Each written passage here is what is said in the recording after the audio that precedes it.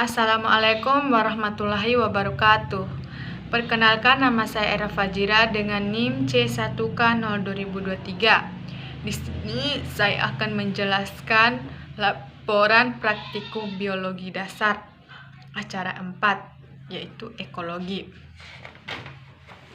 Pertanyaan pertama, apa yang dimaksud dengan ekologi? Ekologi mempunyai tingkatan kajian, yaitu unsur biotik dan abiotik. Lingkungan meliputi komponen abiotik seperti suhu, udara, cahaya, dan nutrien. Yang juga penting pengaruhnya kepada organisme adalah komponen biotik, yakni semua organisme lain yang merupakan bagian dari lingkungan suatu individu.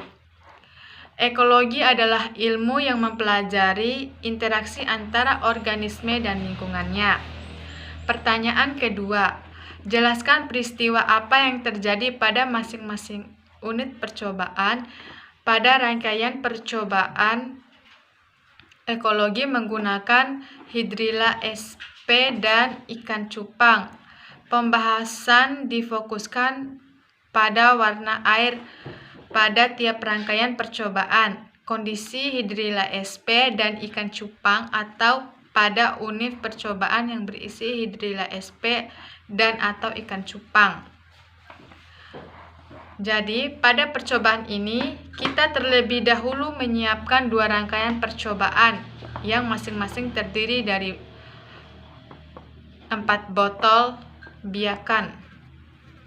Kemudian pada rangkaian pertama tersebut diberi nama label T1, T2, T3, dan T4. Sedangkan rangkaian 2 diberi label G1, G2, dan G3 serta G4.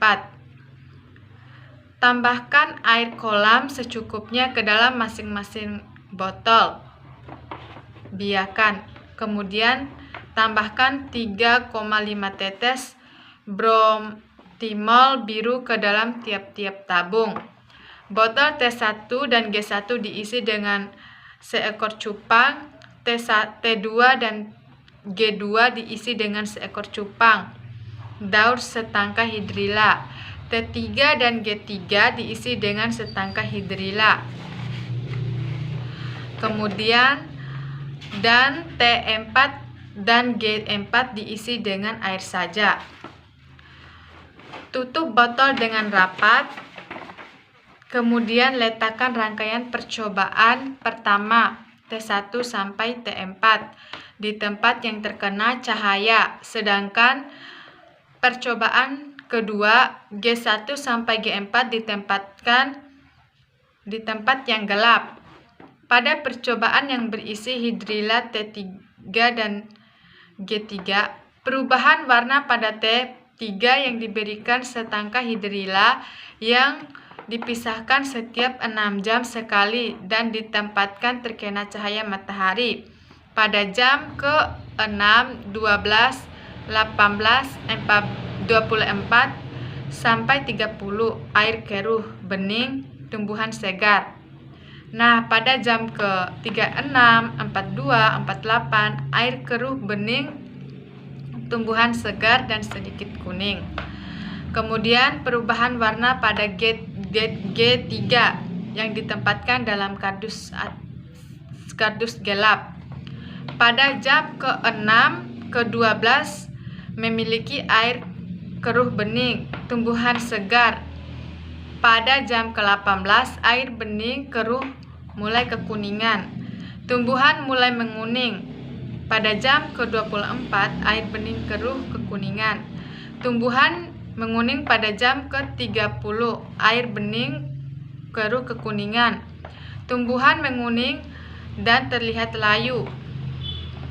Pada jam ke-36, 42 sampai 42 air keruh kekuningan, tumbuhan menguning terlihat layu.